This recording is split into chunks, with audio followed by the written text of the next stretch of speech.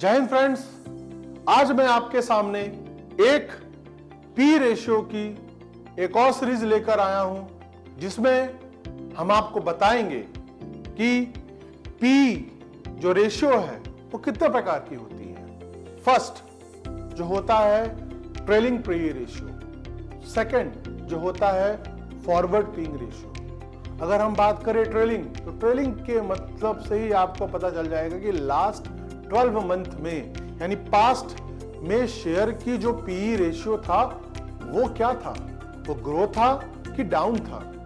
और अगर हम फॉरवर्ड की बात करें तो फॉरवर्ड जो पीइंग रेशियो होता है उसमें हम देखते हैं कि आज के जो फिगर्स हैं उसको कैलकुलेट करके फ्यूचर में क्या इस कंपनी का पीई इंक्रीज करेगा कि डिक्रीज करेगा।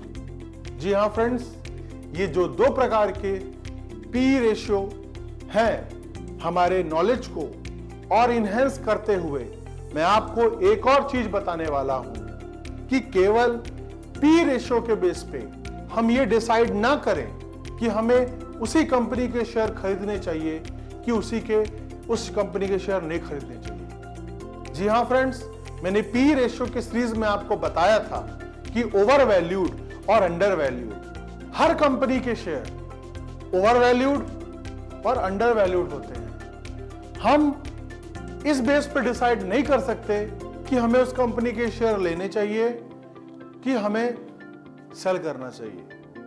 आज इसी पी रेशियो को लेते हुए मैं आपको थोड़ी और फैक्टर्स के बारे में बताऊंगा जो हमें काफी मदद करेगा कि पी रेशियो को देखते हुए हम उस कंपनी के और कौन कौन से फैक्टर्स होते हैं इसे हम ध्यान में रखें। जी हाँ फ्रेंड्स, हमें पहला फैक्टर देखना है कि क्या वो कंपनी के जो ग्रोथ है लास्ट 7 ईयर का, क्या वो कंसेक्यूटिव ग्रोथ है, लगातार ग्रो कर रही है। क्योंकि कंपनियां दो प्रकार की होती हैं। एक कंपनियां एसेंशियल्स प्रोडक्ट्स बनाती हैं जिनकी डिमांड हमेशा रहती है।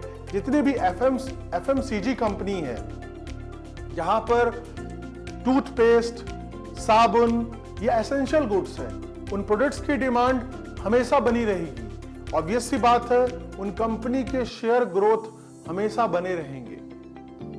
अगर हम बात करें दूसरे कंपनी के जो साइक्लिक होती हैं, जो जितनी भी कंपनी होती हैं ऑटो सेक्टर्स में, उन कंपनी के शेयर्स नॉर्मली किसी बड़े फेस्टिवल्स में काफी ग्रो करते हैं क्योंकि वहां पर उनकी डिमांड ज्यादा हो जाती है। और शेयर मार्केट आपको पता होगा कि डिमांड और सप्लाई का खेल है। अगर किसी भी शेयर्स के डिमांड ज्यादा है तो ऑब्वियस सी बात है उस कंपनी के शेयर की वैल्यू की सप्लाई कम हो जाएगी। शेयर की वैल्यू की जब सप्लाई जब कम होगी तो शेयर की जो वैल्यू है वो ऑटोमेटिकली इंक्रीज करती रहेगी। ये हमारा पहला फैक्टर था। दूसरा फैक्टर हम देखेंगे कि क्या कंपनी का फ्यूचर प्लान क्या है, उनके जो बोर्ड ऑफ डायरेक्टर है उनका वर्किंग स्किल क्या है, उनकी कंपनी का जो प्रॉफिट अर्निंग रेशियो है, जो डिविडेंड मिलता है उनको, उनके शेयर होल्डर्स को वो टाइमली मिल रहा है। अगर कोई भी कंपनी प्रॉफिट अर्न कर रही है तो क्या अपने इक्विटी शेयर होल्डर्स को समय में उनका डिविडेंड पे कर रही है।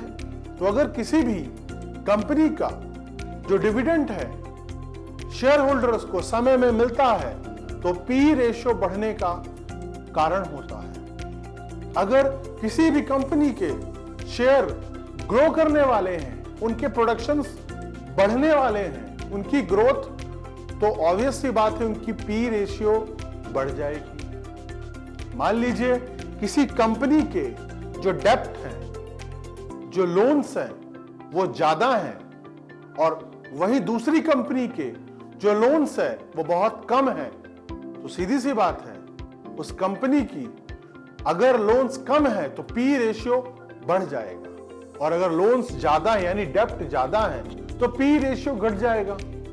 ऑब्वियसली इससे इसका मतलब क्या हुआ कि अगर कंपनी के पास लायबिलिटी ज्यादा है तो उसे पे करना पड़ेगा, तो उसके प्रॉफिट्स घट जाएंगे, प्रॉफिट्स घटेंगे तो डिविडेंड घट जाएगा।